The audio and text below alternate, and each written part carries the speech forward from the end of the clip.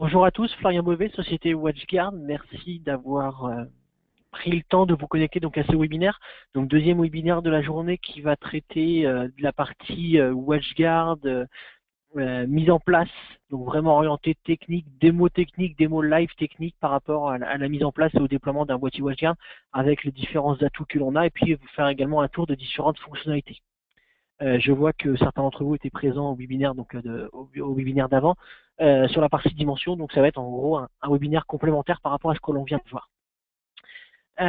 Donc je viens de faire mon partage d'écran. En parallèle, je vais ouvrir une machine virtuelle donc pour la partie authentification, enfin pour la partie authentification, pour la partie administration, pardon, je vais y arriver. Hop, donc voilà. Donc chez WatchGuard, vous voyez mon écran. Merci pour le fond d'écran.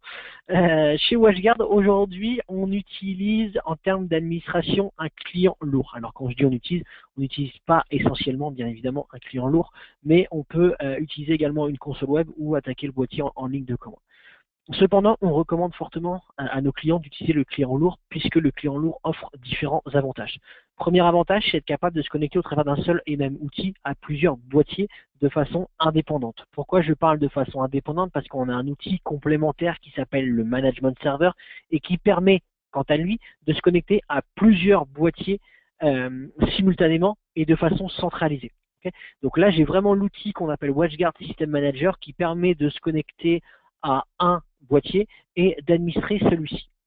Donc en l'occurrence ici, je vais me connecter donc à un boîtier avec un mot de passe de lecture. Donc oui, chez WatchGuard, on a deux comptes par défaut, un mot de passe de lecture et un mot de passe d'écriture. Okay, donc je me connecte au boîtier, je récupère ici dans un premier temps un certain nombre d'informations par rapport à mon boîtier. Donc là, j'ai le nom du boîtier. Je vois également que ce boîtier-là est en cluster actif, passif, avec le boîtier actif et le boîtier qui est passif, ce qu'on appelle master, backup master. Je récupère également un certain nombre d'informations par rapport au boîtier et à ses interfaces. Donc là, je vois clairement que j'ai un boîtier de type M200 qui a 8 interfaces physiques. Sur ces 8 interfaces physiques, j'en ai quelques-unes qui sont connectées, d'autres qui sont désactivées. Okay, et je vois également des VLAN. Donc en l'occurrence, j'ai 4-5 VLAN qui sont déclarés, que je vois ici.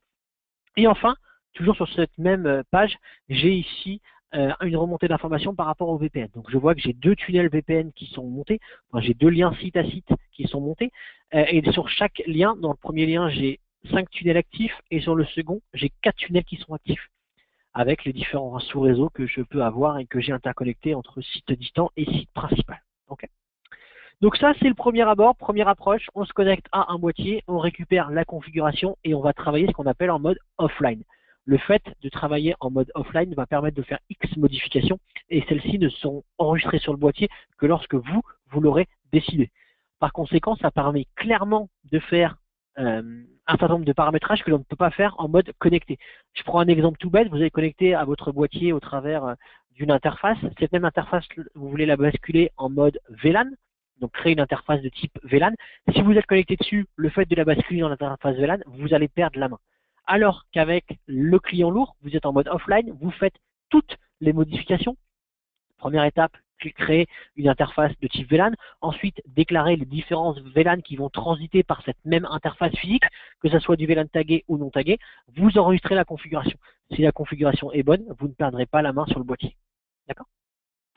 Ensuite, pour tout ce qui est administration côté WatchGuard, on utilise un premier outil ici qui s'appelle le Policy Manager. Donc le Policy Manager va me permettre de faire la configuration de mon boîtier. Donc je sélectionne mon boîtier, mon Policy Manager. Donc là, je vais me connecter au boîtier et là, à ce moment-là, le Policy Manager récupère la configuration de mon boîtier. Donc on le voit clairement, je suis connecté avec le mot de passe de lecture, le mot de passe status, et je récupère la configuration du boîtier. Donc là, je suis connecté, Policy Manager, j'ai la configuration. J'ai choisi moi de modifier la vue ici pour que ce soit plus clair pour vous, mais je peux également avoir, si je le souhaite, l'ensemble de mes règles firewall. D'accord ? Maintenant, on va faire une configuration, j'ai envie de dire, classique. Donc soit je garde cette configuration-là, soit je pars sur un nouveau fichier de configuration. Le but, ça va être de partir sur un nouveau fichier de configuration, et puis on va voir sur les 50 minutes qui nous restent environ, comment on met en place et surtout ce qu'on peut faire dans le temps imparti. Donc pour ça, je clique sur Nouveau, je clique sur New et je vais créer un nouveau fichier de configuration. Donc, en l'occurrence, moi, j'ai un boîtier WatchGuard M, d'accord, et un GRM 200. Donc, je choisis le modèle de mon boîtier qui va me servir de template. Pourquoi je choisis ici mon modèle de boîtier? Tout simplement pour activer les bonnes interfaces web et avoir le bon nombre d'interfaces réseau nécessaires au boîtier. J'aurais pu très bien prendre un fichier de type M300, du coup j'aurais eu des ports éventuellement supplémentaires et j'aurais pu quand même intégrer ce fichier de configuration fait à la base pour M300 sur mon M200. Comme ça vous permet vraiment de voir que chaque fichier de configuration qui est créé peut être importé soit sur un boîtier de modèle inférieur, soit sur un modèle de boîtier supérieur. Et ensuite, là, en l'occurrence, je vais donner un nom à ma configuration vierge, donc M200 configuration. Donc, mon fichier de configuration est créé, et du coup, je pars ici d'une configuration vierge. Alors, quand je dis vierge, c'est une configuration par défaut, puisque vous voyez ici quand même qu'on a 5 règles de firewall qui sont créées. 5 règles de firewall donc, qui permettent, qui autorisent un certain nombre de flux à transiter au travers du boîtier. On va commencer pour la première étape, à savoir l'enregistrement des licences.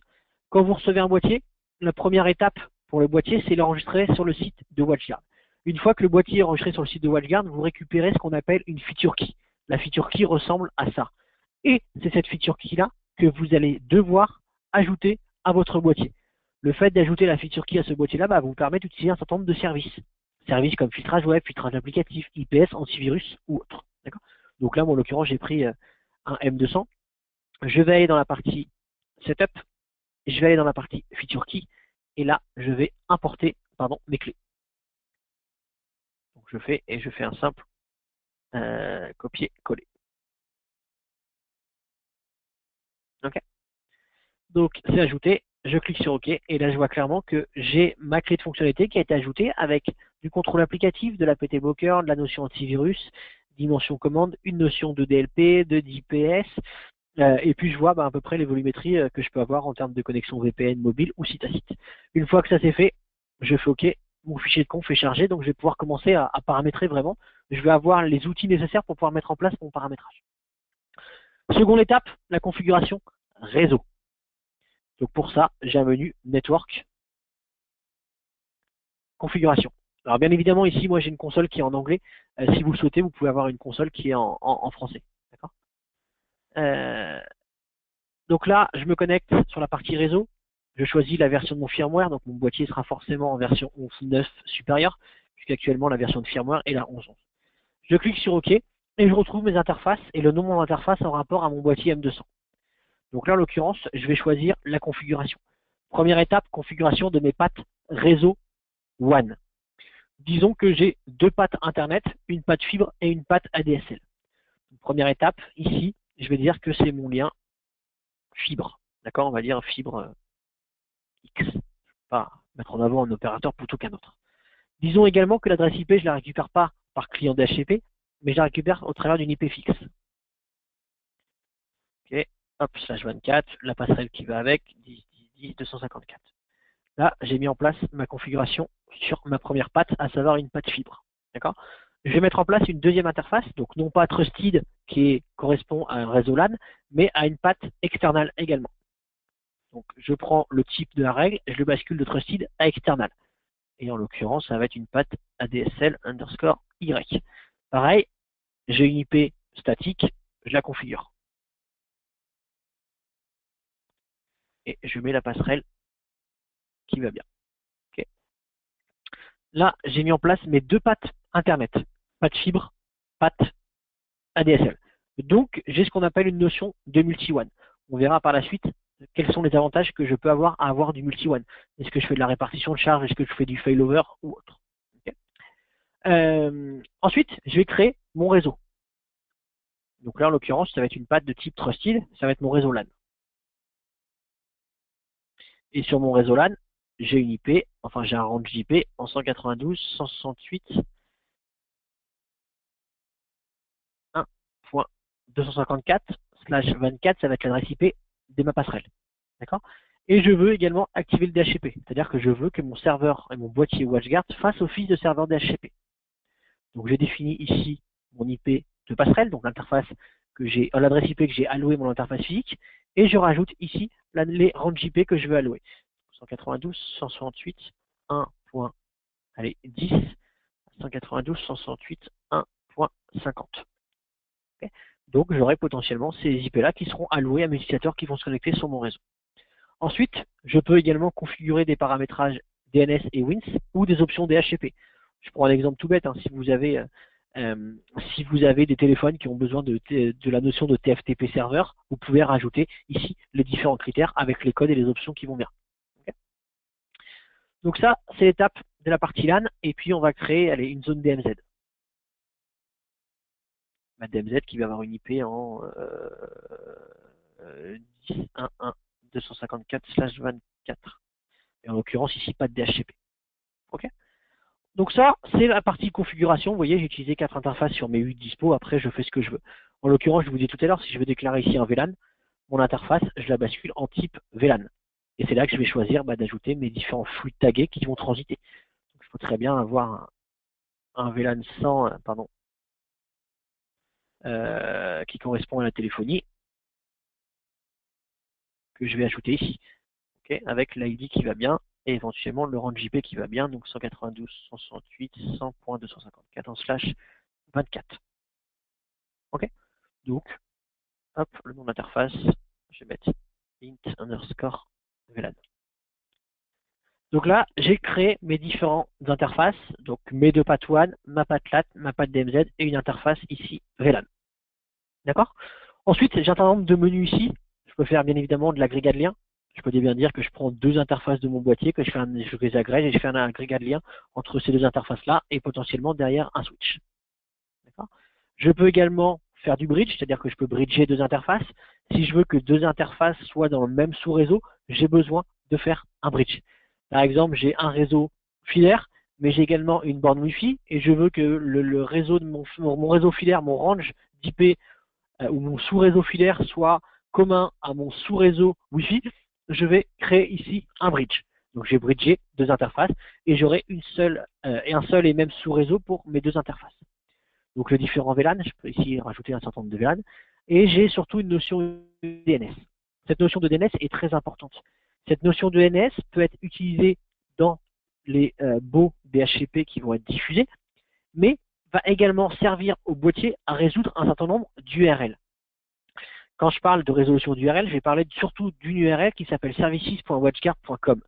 Cette URL-là est une URL unique pour toutes les mises à jour WatchGuard. Mise à jour par rapport aux signatures applicatives, aux signatures IPS, aux signatures antivirales ou autres. Donc par conséquent, si ici vous ne diffusez pas et vous ne mettez pas en place de DNS, l'adresse services.watchguard.com ne pourra être résolue. Donc c'est pour ça que c'est important d'en mettre ici. Après, si vous avez des adresses IP dynamiques sur vos différents routeurs ou fournis par votre opérateur, vous pouvez mettre ici un DNS dynamique. Et enfin, la notion de multi-WAN. Donc multi-WAN qui est inclus de base dans tous les boîtiers, excepté le modèle T10, permet d'utiliser deux liens WAN et d'appliquer un algorithme dessus. Donc j'ai 4 algorithmes possibles, soit le round robin, ou la méthode du tourniquet en français, où je vais pouvoir répartir la charge en fonction de mes différentes interfaces. Okay. Donc je peux bien évidemment répartir la charge, mais je peux également pondérer ma répartition. C'est ce qu'on appelle le WRR ou le Weighted Round Robin. Okay. Donc c'est-à-dire que dans mon round robin, ici je vais dire que mon interface fibre a un point de 1, donc en l'occurrence je vais le modifier, je vais mettre un point de 10, et que mon lien ADSL a un point de 1. Donc, par conséquent, sur 11 paquets, j'en aurai 10 qui iraient vers ma fibre et 1 vers mon ADSL. D'accord? Ça me permet de répartir la charge ici. Ensuite, je peux soit utiliser le round robin, soit le failover, c'est-à-dire qu'à un instant T, j'ai une interface qui va être en mode active et l'autre en mode passive, avec détection de perte de lien. D'accord? Je peux très bien dire que ma fibre est up tant que je suis capable de pinguer ici l'adresse 888 et tant que je suis capable de faire une requête TCP, par exemple www.google.fr sur le port 53. D'accord? Donc là, dès lors que l'un de ces critères-là ou les deux critères répondent, j'en déduis que mon lien fibre est up. D'accord? Par contre, si au bout de 3 tentatives espacées de 15 secondes chacune, l'interface ne répond pas, donc mon ping ne répond pas, mon TCP ne répond pas, dans ce cas-là, je déclare mon interface comme down et je vais basculer mon flux sur ma patte ADSL. J'ai également possibilité de faire de l'interface overflow. d'accord, où je vais dire que dès lors que ma ligne fibre, dès lors que ma ligne fibre, donc qui a un lien de 100 mégas, et dès lors qu'elle arrive à 90 mégas de consommation, je bascule sur ma ligne ADSL. Okay. Et enfin, dernière étape, la notion de routing table, où là je vais dire je route tel ou tel flux au travers de telle interface. Okay. Donc ça, c'est la notion de multi-WAN, donc inclus de base. En l'occurrence, je vais faire aller du random ici. Donc, on vient de voir la configuration réseau. On a mis en place la configuration réseau. Maintenant, on voit ici qu'on a 5 règles de firewall qui sont par défaut. Sur ces 5 règles firewall, il y en a quelques-unes qui ne servent pas à grand-chose.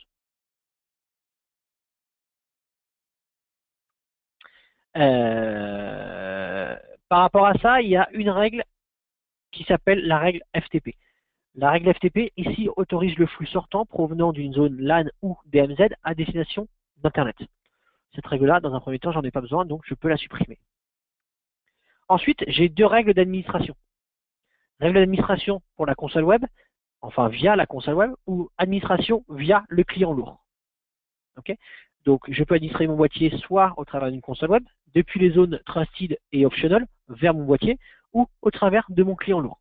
C'est ce que je vous ai montré précédemment, avec la configuration et la connexion au boîtier au travers du client lourd. Chaque règle de firewall a des ports bien spécifiques. La partie administration console web, c'est du 80-80, et la partie client lourd, c'est les ports 4105, 4117 et 4118 en TCP. Administration toujours de l'intérieur vers le boîtier. Maintenant, si vous voulez autoriser l'administration depuis l'extérieur, vous prenez votre règle ici et vous activez le champ, enfin vous ajoutez le champ soit any external, par conséquent n'importe quelle adresse IP publique pourra se connecter, soit vous filtrez sur une adresse IP spécifique. Par exemple, une IP spécifique 20, 20, 20, 20. D'accord. Donc, seule l'adresse IP ou le flux provenant de l'interface, enfin le flux provenant de l'IP 20.20.20.20 pourra se connecter au boîtier. Ok. Est-ce que vous avez des questions jusqu'à maintenant?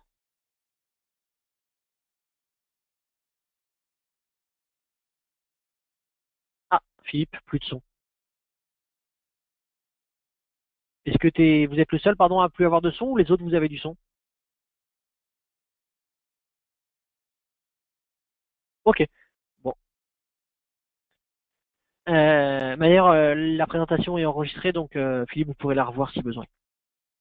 Donc là, la partie administration, j'ai également le ping. J'ai une règle ping qui est autorisée. Donc depuis une zone trusted any optional vers les zones any. Donc je peux très bien faire un ping depuis mon réseau LAN ou mon réseau DMZ vers ma patte any trusted, ma patte optional ou ma patte external. Donc c'est-à-dire en gros le ping autorisé à peu près dans tous les sens. Okay. Et enfin j'ai une règle outgoing. La règle outgoing permet et autorise le flux sortant provenant d'une zone trusted et optional vers Internet. Elle autorise à sortir tous les flux avec des ports TCP UDP. Okay. Donc en gros, c'est une règle bypass qui laisse sortir tous les flux. Alors, par rapport à cette règle-là, il y a 2 philosophies.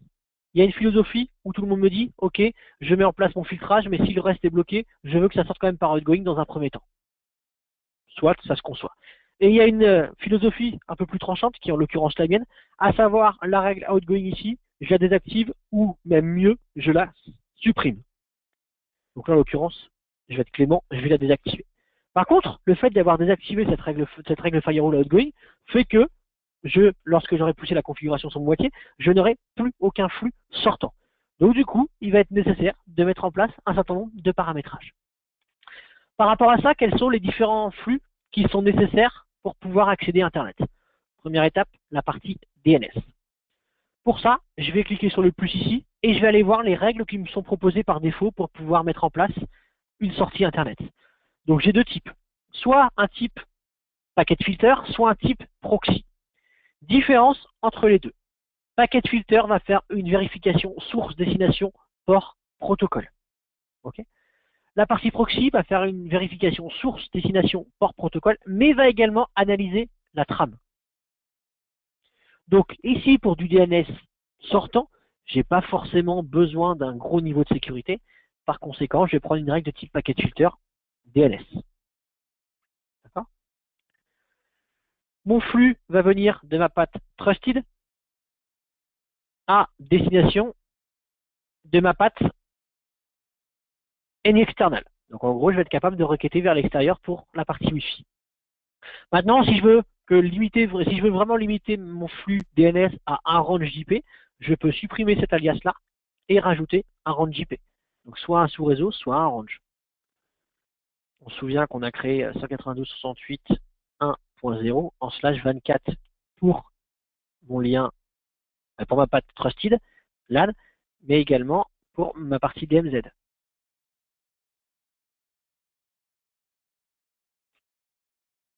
Okay. Donc là, seules les machines ayant ces IP-là, dans ces ranges-là, pourront accéder vers Internet pour requêter le DNS.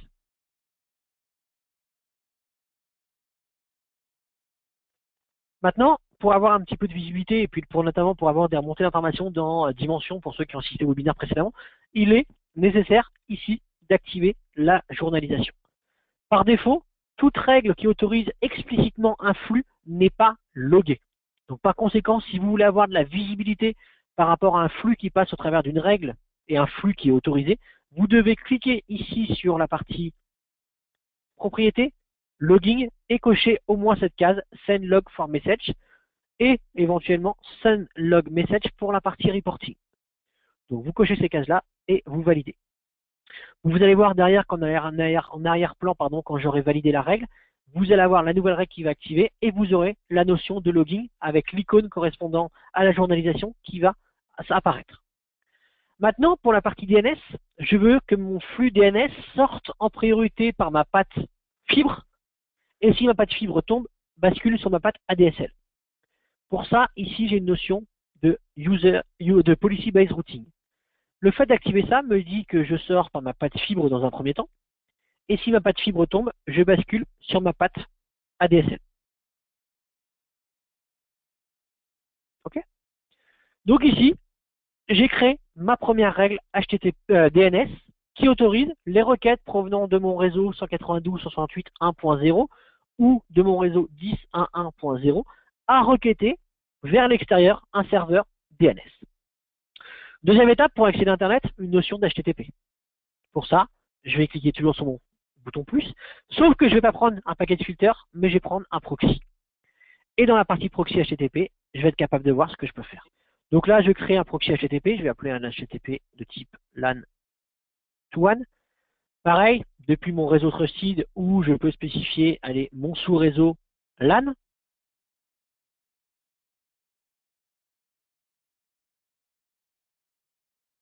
À destination d'Internet, je sors par ma patte fibre, je fais du failover vers ma patte ADSL, d'accord?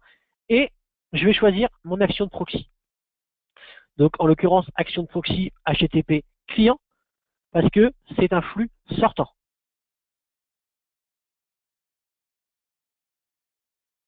Et je vais aller voir ce que je vais pouvoir modifier dans mon action de proxy. Donc ici, dans l'action de proxy, vous avez possibilité de mettre en place un certain nombre de paramétrages. Paramétrage par rapport aux différentes requêtes HTTP qui vont être autorisées. Okay, donc quel type de requête HTTP j'autorise? Est-ce que j'autorise toutes celles qui sont ici et toutes celles qui ne sont pas listées, en l'occurrence, seront par défaut bloquées. D'accord? Donc tout ce qui va être get, post, put, list ou autre, en l'occurrence, c'est autorisé. Ensuite, je peux également vérifier les différents headers, mais je peux également faire une vérification sur le contenu dans la partie réponse HTTP. Par exemple, une fois que j'ai requêté un site et que le site s'affiche, quel type de contenu je vais autoriser à s'afficher sur ma page web. En l'occurrence, ici, tout ce qui va être texte, image, audio va être autorisé. Okay. Par contre, tout ce qui n'est pas listé ici va être bloqué. Puisque ici, je vois clairement dans mes actions, si ça match, c'est autorisé. Si ça ne matche pas, c'est bloqué. Donc ça, c'est vraiment le type de contenu qui va s'afficher dans une page web. Maintenant, dans la partie Body Content Type, je vais pouvoir autoriser ou non les types de fichiers qui vont pouvoir être téléchargés depuis une requête HTTP. Et là, je vois clairement par défaut que tout ce qui est Java, Zip, Windows Exe et Windows Cab sont refusés. Alors, disons que les Zip, je veux les autoriser, mais je veux qu'ils passent d'abord au scan antiviral. Pour ça, j'ai un bouton ici, Change View, je choisis mon type Zip, j'édite, et comme action, je ne refuse pas, mais je passe au scan antiviral. D'accord? Donc, tous les autres types de contenus, Java, Windows et Cab, sont refusés. Par contre, le point zip est autorisé. D'accord? Par défaut, l'action ici, tout ce qui ne matche pas cette catégorie ou ces types d'applications vont être autorisés. Pareil, si je veux, je peux passer tout le reste au scan antiviral. Donc tout ce qui n'est pas Java, Zip, Windows Exe, Windows Cab sera scanné. D'accord? Et derrière, je peux en plus mettre en place la journalisation. Je vais loguer les actions. De même pour ici le scan antiviral, je log. Pour le deny, je log également. D'accord? Donc ça, c'est bien comprendre la différence entre content type et body content type. Content type, c'est ce qui va s'afficher sur une page web, et body content type, c'est ce qui va être téléchargé au travers d'une connexion HTTP en l'occurrence ici. D'accord? Alors, est-ce qu'il y a des questions par rapport à ça dans un premier temps? Alors, tac, je continue. Alors, pour un boîtier, est-ce utile? Ah, je sais plus ce que c'était par rapport à quoi. Si vous pouvez juste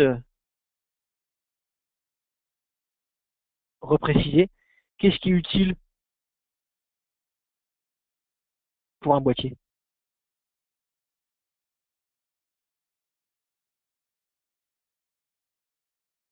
Le client lourd, est-ce que le client lourd est utile pour un boîtier? Alors, si on possède qu'un boîtier, par exemple, en M200. Le client lourd, oui, bien sûr, le client lourd, il est, moi, en l'occurrence, vous voyez, là, j'administre un boîtier, je préfère passer par le client lourd pour l'administration. Bien sûr qu'il a du sens, qu'il est utile. Après, encore une fois, je ne vais pas vous forcer à utiliser le client lourd. Vous pouvez très bien utiliser la console web. Maintenant, j'essaye de mettre en avant quels sont les avantages que l'on a avec le client lourd qu'on n'a pas forcément avec une console web. Et notamment, cette notion de offline, dans un premier temps, qu'on vient de voir, qui va vous permettre de faire une configuration ici, et puis après, de l'injecter dans un ou plusieurs boîtiers. C'est un des premiers éléments que l'on est en train de voir. On verra par la suite qu'il y en a d'autres, et notamment tout ce qui va être temps réel. Donc ici, la partie body content type. Ensuite, sur ce flux HTTP, je vais pouvoir rajouter une brique de filtrage web. Filtrage web basé sur des catégories. Pour ça, pareil, je vais créer une action. Je vais appeler web blocker configuration. D'accord? Et je vais aller choisir, en m'appuyant sur la base cloud, quelle catégorie d'URL je veux bloquer. Je veux bloquer tout ce qui va être porno. Je veux bloquer tout ce qui va être peer-to-peer. En l'occurrence, du file sharing. Je veux bloquer tout ce qui est en rapport avec la drogue.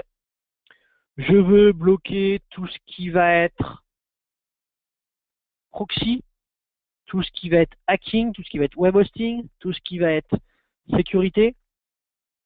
Ok? Et puis, dans un premier temps, ça sera déjà pas mal. Donc là, j'ai choisi de bloquer les différentes catégories. J'ai la possibilité de faire des exceptions. C'est-à-dire que si dans une catégorie, j'ai une URL que je veux autoriser, je peux rajouter l'exception ici.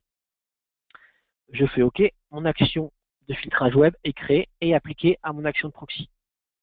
Ensuite, l'antivirus. L'antivirus, ici, par défaut, quand un virus est détecté, je drop la connexion.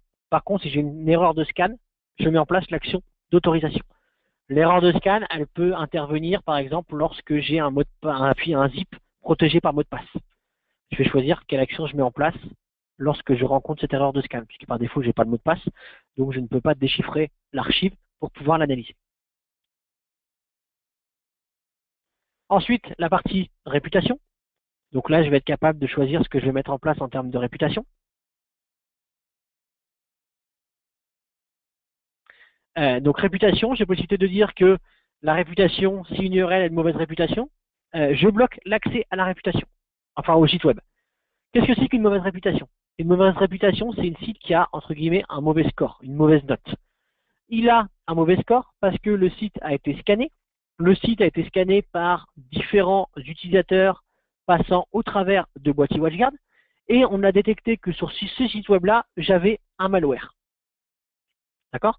Donc du coup, j'ai eu un malware et par conséquent, la détection de ce malware-là sur ce site web-là a dégradé fortement la note du site. Vous comprendrez bien que derrière cette notion de réputation, de Reputation Enable Defense, on a un système communautaire. Aujourd'hui, on a plus d'1 million de boîtiers qui sont déployés dans le monde. Chaque utilisateur derrière un boîtier permet d'alimenter cette base de données de réputation et par conséquent permet de dire que si des sites qui sont malicieux ou contenant du site malicieux ont une mauvaise réputation, par conséquent, moi, même si je n'ai jamais été au préalable sur ce site web-là, je récupère l'information et le score et par conséquent, si j'ai une mauvaise note, le score et une mauvaise note, je bloque l'accès. D'accord? Et derrière, je log. On a possibilité ici de choisir les différents scores et les différents seuils. Donc un site qui a un score entre 100 et 60 a une mauvaise réputation, et un site qui a un score entre 40 et 1 a une bonne réputation. D'accord? Donc ça, je le laisse par défaut. Par contre, c'est bien important de comprendre plus d'1 million de boîtiers déployés dans le monde, donc par conséquent, j'ai une base de réputation qui est mise à jour de façon perpétuelle et en perpétuelle mise à jour. Ensuite, j'ai possibilité ici de paramétrer le message de blocage. Okay. Donc c'est un message de blocage dès lors qu'un utilisateur va vouloir accéder ou télécharger une pièce jointe dont il n'a pas le droit. Ici, tout ce qui va être alarme par rapport au proxy, mais également à l'antivirus. Et enfin, ici, la notion d'APT bloqueur. L'APT bloqueur ne peut pas être activé puisque je ne l'ai pas activé de façon globale et on verra par la suite comment l'activer. Donc l'APT bloqueur, module de protection contre les menaces avancées. On s'appuie sur notre partenaire Lastline avec une notion de sandboxing. Okay. Donc là, j'ai mis en place un proxy HTTP. Donc il me demande de le créer. Voilà. Donc j'ai mon proxy HTTP depuis la zone 1.0 vers any external. Autre chose que j'ai oublié de vous dire, c'est dans l'action de proxy, pensez bien à cocher ici la journalisation. La journalisation pour les reporting. D'accord? Parce que le fait de cocher ça va faire qu'on va avoir un certain nombre d'informations qui vont remonter dans Dimension. Et plus j'ai des informations dans Dimension, plus j'ai des rapports précis. Donc là, j'ai ma règle avec mon action de proxy et j'active également la journalisation sur ma règle firewall. Là, on voit que j'ai mon action de proxy HTTP qui a été créée. Maintenant, je peux créer une règle HTTPS, où je vais prendre le proxy HTTPS, LAN to WAN, ok, depuis toujours mon réseau 192.168.1.0 en /24, d'accord. À destination de l'external, même politique, je sors par ma patte fibre, je fais du failover sur ma patte ADSL. Derrière, j'active la journalisation et enfin, je vais choisir une action de proxy HTTPS. Donc en l'occurrence, je vais prendre l'action de proxy HTTPS client. Sur l'action de proxy HTTPS, j'ai une possibilité. C'est la possibilité de faire du déchiffrement HTTPS. Je ne vais pas forcément m'éternaliser sur cette partie-là parce que ce n'est pas non plus le but de ce webinaire-là, mais au travers des Firewall WatchGuard, on a possibilité de mettre en place le déchiffrement HTTPS et par conséquent de faire une inspection d'une trame HTTPS en la déchiffrant. Aujourd'hui, on a environ 65% du web qui a basculé en HTTPS. Donc si on ne déchiffre pas les connexions HTTPS, on n'est pas capable de voir ce qui passe dans la trame. Je prends un exemple tout bête. Vous voulez faire des filtrages sur les recherches Google, Google est en HTTPS. Donc par conséquent, si on ne déchiffre pas, on ne voit pas le contenu. Par contre, qui dit déchiffrement, ici, dit nécessité de déployer un certificat. Par défaut, on a un certificat qui est généré par le boîtier, que l'on peut exporter et déployer sur les postes clients au travers d'une GPO pour tout ce qui est navigateur IE et Chrome. D'accord? Par contre, une fois que mon flux HTTPS est déchiffré, j'ai un flux clair, en clair. Et le fait d'avoir un flux en clair me permet ici de réutiliser l'action de proxy HTTP que j'ai créée précédemment. Vous vous souvenez, avec mon filtrage web qui bloquait les sites porno ou autres. Ok? Donc, j'ai créé ma configuration, elle est stockée, je la réutilise ici. Maintenant, en termes de déchiffrement, je vais choisir ce que je vais déchiffrer. Est-ce que ça a un sens d'après vous de tout déchiffrer? Non. Tous les sites web ne doivent pas être déchiffrés. Parce qu'il y en a qui sont très consommateurs. Je prends un exemple de YouTube. YouTube est en HTTPS. Quel est l'intérêt d'aller déchiffrer du YouTube? Il n'y en a pas. Et puis, deuxièmement, est-ce que c'est vraiment légal d'aller tout déchiffrer? Par exemple, un utilisateur qui, entre midi et 2, irait consulter son site bancaire ou ses comptes au travers du site en ligne de sa banque, est-ce que j'ai le droit de le déchiffrer? Pas vraiment. Donc du coup, je vais avoir possibilité, ici, au travers du web blocker, de sélectionner ma catégorie, mes catégories que j'ai bloquées. Donc on voit clairement ici en grisé les URL que j'ai bloquées, et de cocher les autres catégories. Et le fait de cocher ces autres catégories-là, elles ne seront pas bloquées, mais elles seront déchiffrées. D'accord? Donc par exemple, j'ai ici une catégorie qui s'appelle moteur de recherche et portail, donc tout ce qui va être Google et autres, je veux le déchiffrer. Je coche cette catégorie-là et cette case Search Engine and Portals. Le fait de cocher cette case-là fait que tous les sites qui appartiendront à cette catégorie-là seront déchiffrés. D'accord? De même pour tout ce qui est Facebook, Twitter, je veux activer le déchiffrement. Donc ici, je ne bloque pas, mais je déchiffre les catégories d'URL. Pareil, dans les paramètres généraux, ou le paramétrage général ou les paramètres généraux, je choisis ici d'activer la journalisation pour avoir du contenu dans les rapports. Donc pareil, je renomme et je enregistre.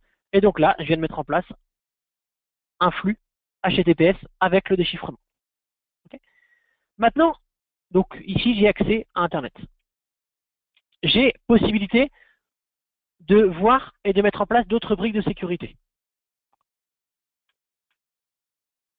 Je vais voir la possibilité donc de mettre en place un certain nombre d'informations.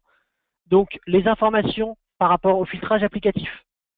En l'occurrence ici, l'application control. Vous avez vu que sur mes règles de firewall, j'avais ici une notion d'application control. Okay. Donc l'application control, soit je l'applique ici, soit je l'applique de façon globale ici. Donc je clique ici sur l'application control et j'ai une politique par défaut qui s'appelle global. Dans cette politique par défaut, toutes les applications qu'on est capable de référencer, d'analyser, de reconnaître sont autorisées. D'accord? Donc soit j'applique cette politique-là sur mes règles firewall et par conséquent je ne bloquerai rien mais j'aurai de la visibilité sur mes applications, soit je crée une autre politique applicative qui va permettre de bloquer un certain nombre d'applications. Donc en l'occurrence, je vais appeler configuration application. Et là, je vais aller choisir, par exemple, de bloquer tout ce qui va être peer-to-peer. Quand je fais une recherche ici dans peer-to-peer, voilà toutes les applications qu'on est capable de reconnaître qui correspondent à du peer-to-peer. Donc soit je les sélectionne ici globalement et je choisis comme action le drop, d'accord? Soit je passe par la catégorisation. Et dans la catégorisation peer-to-peer, je drop. D'accord? Pareil pour la partie streaming, je drop. De même pour la partie bypass et proxy, je drop. Ok? Donc là, tout ce qui est peer-to-peer, proxy et streaming, c'est bloqué. Maintenant, je vais aller un peu plus loin et je veux faire des filtrages sur Facebook. Pour Facebook, je veux pouvoir laisser la possibilité à mes utilisateurs de se connecter. Par contre, je veux bloquer la notion de messagerie instantanée. J'ai ici une signature applicative qui correspond à Facebook Message et je peux ici dropper Facebook Message. Donc mon utilisateur pourra se connecter, mais par contre, la partie messagerie instantanée ne fonctionnera pas. Okay. De même pour la partie vidéo. Ça me consomme de la bande passante, je ne veux pas qu'il puisse le faire. D'accord? Et pareil pour la partie application. Donc là, j'ai autorisé l'accès à Facebook, mais j'ai limité l'utilisation de Facebook à certains modules. Mon action est créée. Maintenant, je peux choisir les règles firewall sur lesquelles je vais l'appliquer. Est-ce que ça a du sens de l'appliquer sur du DNS? Non. Par contre, sur l'HTTP et l'HTTPS, oui, ça a du sens. Par conséquent, je choisis ici mon filtrage applicatif. D'accord? Donc là, sur mon flux HTTP HTTPS, j'ai mis en place mon filtrage applicatif. Et on voit clairement ici que mon filtrage applicatif a été ajouté sur l'HTTP et l'HTTPS. Si je fais un clic dessus, je vois ici la contre-configuration application, ce que je viens de créer. Autre module que l'on peut déployer, la partie APT Blocker. Vous vous souvenez, quand on a voulu faire la configuration, je vous ai dit que c'était un module global. Vous l'activez ici et vous sélectionnez les actions en fonction du niveau de la menace. Alors sur la partie APT Blocker, je ne m'amuserai pas ici à mettre un hello. D'accord? Mais uniquement une notion de bloc ou de drop. high, medium, low, je bloque. D'accord? Et derrière, je choisis également sur quelle application je peux le mettre en place, sur quelle règle de firewall je le mets en place. En l'occurrence, ici, sur l'HTTP. Je l'ai activé. Pourquoi? Parce que sur l'HTTPS, j'ai automatiquement mon action de proxy HTTP qui va être renseignée. Donc, du coup, ça va être appliqué. Donc là, ça a été appliqué. Si je rebascule sur ma partie HTTP, que je retourne dans mon application ici, dans mon apt blocker, je vois qu'il a été activé. D'accord? Maintenant, je vais prendre un dernier exemple de proxy, la partie SMTP. Dans la partie SMTP, on a possibilité, donc là en l'occurrence un SMTP proxy de ma zone WAN vers ma zone LAN parce que mon serveur de messagerie en interne, et une externale à destination de mon serveur de messagerie. Si je fais un serveur de messagerie, derrière, automatiquement, je vais avoir une notion de NAT. Comment on gère le NAT chez WatchGuard? C'est facile. Vous rajoutez ici, dans la zone tout, une action de SNAT. Le SNAT correspond à du static NAT. Donc vous cliquez sur SNAT et vous rajoutez l'action. Donc en l'occurrence, ça va être propre à mon SMTP. Et dans mon SMTP, je dis que tout ce qui arrive sur ma patte fibre doit être redirigé vers mon serveur de messagerie qui est en 192.168.1.225. D'accord? Donc là, mon flux, je le vois clairement que tout ce qui arrive depuis l'extérieur sur ma ligne fibre ou sur ma patte fibre est redirigé vers l'IP 1.225. Et puis après, derrière, pareil, hein, c'est une action de proxy, donc je vais aller choisir ce que je veux appliquer comme action de proxy. Donc là, en l'occurrence, c'est un flux entrant. Donc, je vais aller voir ce que je vais modifier, notamment sur le type de contenu. Quel type de contenu je vais autoriser dans mes mails?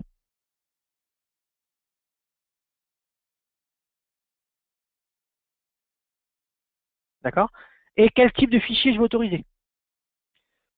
Le type de contenu, JavaScript. Par défaut, le JavaScript ici est autorisé.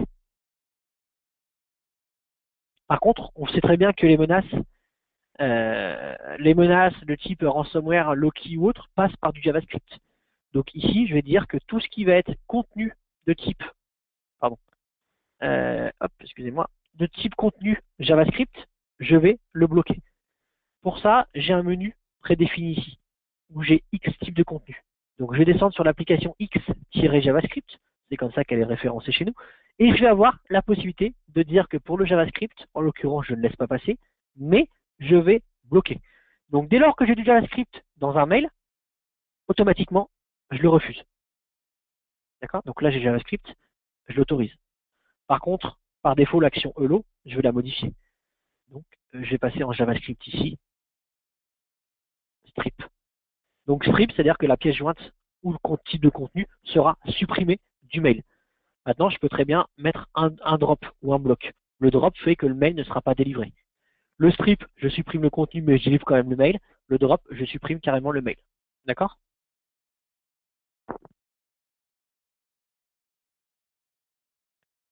Ensuite, le type de fichier, l'extension. Pareil, ici, les points JS, bien évidemment, sont refusés. D'accord? Et puis, bien évidemment, je peux rajouter une notion d'anti-spam. Je peux rajouter une notion de filtrage antivirus et une notion d'APT bloqueur. Donc voilà, je vais rajouter ça. Vous voyez, c'est rapide, hein. Quelques clics, c'est rajouté, c'est mis en place. Pas de filtrage forcément applicatif, et derrière, je journalise. Donc là, vous voyez clairement que j'ai autorisé un flux HTTP, HTTPS, DNS en sortie, et un flux SMTP en entrant. Alors après, bien évidemment, on peut aller beaucoup plus dans des briques de sécurité. Mon fichier de conf est créé, et je peux très bien l'enregistrer sur mon boîtier. Bon, je ne vais pas le faire parce que sinon, moi, je vais perdre la main là. OK? Maintenant, autre avantage du client lourd, c'est tout ce qui est visibilité en temps réel. Et là, ça va répondre encore en partie, si vous voulez, à votre question qui m'a été posée. Est-ce que le client lourd a un avantage pour un boîtier? Bien sûr qu'il a un avantage pour un boîtier. Je lance non plus le Policy Manager, mais je lance le Firebox System Manager. Et le Firebox System Manager va me permettre d'avoir des informations, notamment tout ce qui va être trafic en temps réel. Et là, je vois tout le trafic qui transite en temps réel au travers de mon boîtier. Aussi bien ce qui est autorisé que ce qui est bloqué. OK? Donc j'ai un rafraîchissement. Par exemple, si je veux faire un filtre, je vois que du NTP a été bloqué. Le NTP, ici, a été bloqué. Le NTP a été bloqué et donc du coup, je suis capable de voir pourquoi le NTP a été bloqué parce que j'avais pas forcément de règles de firewall ou autre et du coup, je vois que mon flux a été bloqué. Par conséquent, vu que j'avais pas de règles de firewall, je vois que mon flux est bloqué. Donc là, je vois le NTP par contre pour certains types où le NTP est autorisé. Pareil, hein, je peux faire une recherche non pas sur l'adresse IP mais sur un nom d'utilisateur. Si j'ai un nom d'un utilisateur qui est authentifié par Active Directory ou autre, je peux faire une recherche. Et là, vous voyez clairement que si je fais une pause sur un flux, je vois ici, dans mes logs, que le source utilisateur, c'est FBOV. D'accord? Donc ça, autre avantage du client lourd. Après, je suis capable de faire des mesures. Mesures en termes de bande passante.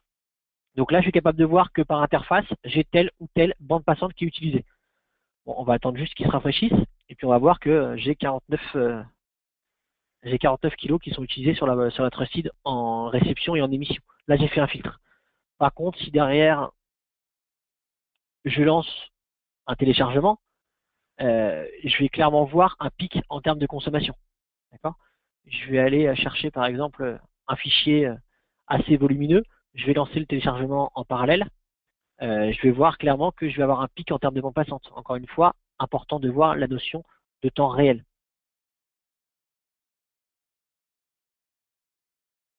Okay. Donc ici, je vois, en l'occurrence, si je clique dessus, je vois, je suis monté à 69 kg. C'est quand même relativement light. D'accord? Par contre, derrière, donc si je lance moi le téléchargement sur un fichier, donc là en l'occurrence j'ai un fichier qui va faire quelques gigas, pardon. Je vais voir clairement que j'ai mon paquet qui va augmenter. Donc là j'ai un fichier qui fait 11 gigas, je lance le téléchargement derrière.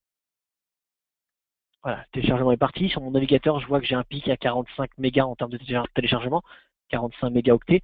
Voilà, là vous voyez clairement que c'est en train de rafraîchir, et je vois que vous voyez, je vous ai des pics. Et ça monte. Donc c'est vraiment du temps réel, donc ça vous permet vraiment de surveiller ce qui se passe en temps réel. Vous voyez là, je suis à 42, 43 mégas.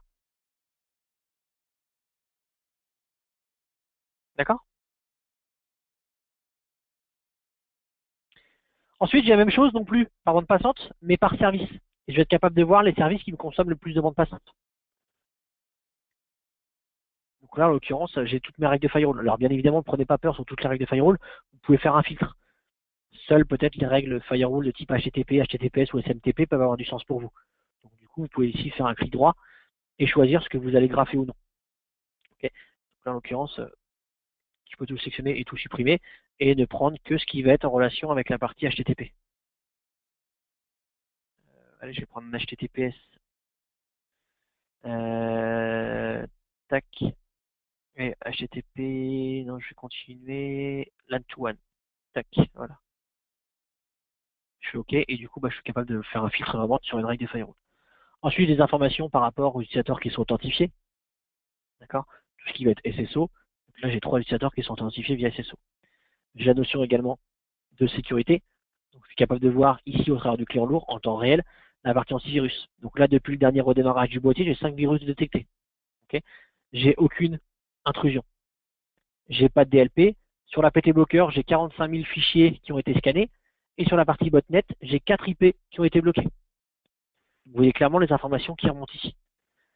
J'ai une notion également de contrôleur Wi-Fi, puisque vous savez peut-être que chaque boîtier WatchGuard a un contrôleur Wi-Fi intégré et que je suis capable de gérer une ou plusieurs bornes au travers de chaque boîtier.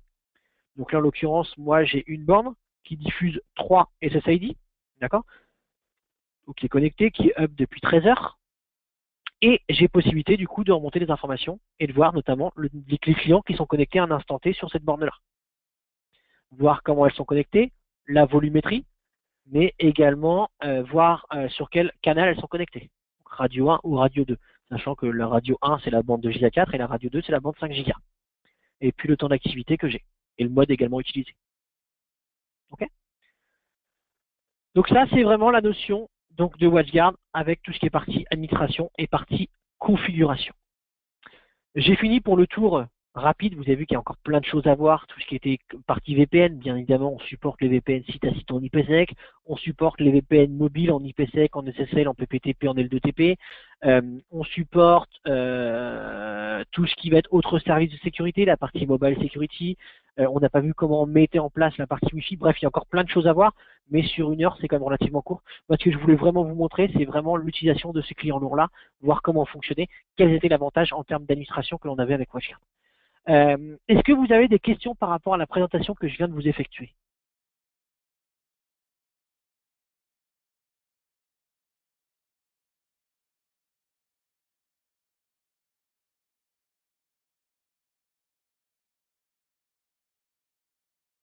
Alors, apparemment, Philippe, vous avez des soucis donc de son. Oui, le webinaire est enregistré, donc il sera uploadé, je pense, cet après-midi ou demain ou plus tard sur YouTube.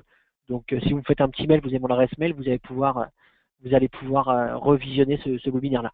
Non, il n'y a pas de webinaire prévu sur la partie déchiffrement HTTPS.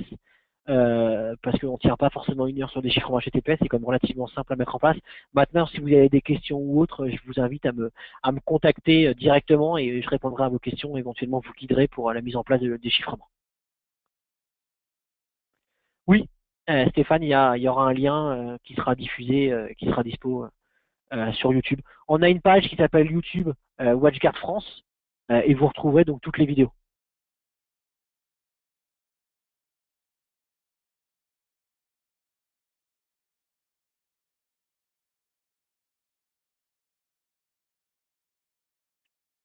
Est-ce que vous avez d'autres questions?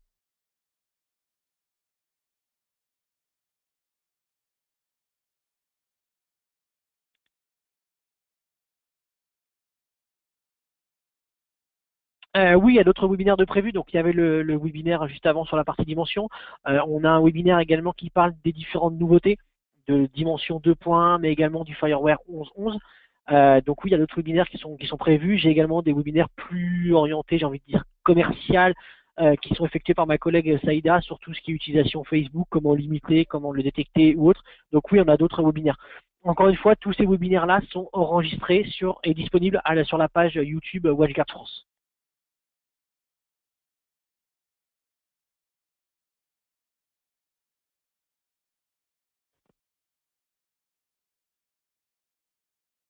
Ok, si vous n'avez pas d'autres questions, bah écoutez, je vous souhaite une bonne fin de journée, un bon week-end avec un petit peu d'avance. Et je vous dis, vous retrouverez sur la page WatchGuard France les différentes vidéos de ce webinaire-là et du webinaire précédent. Merci beaucoup de votre présence, de votre attention. Passez une bonne fin de journée. Merci bien.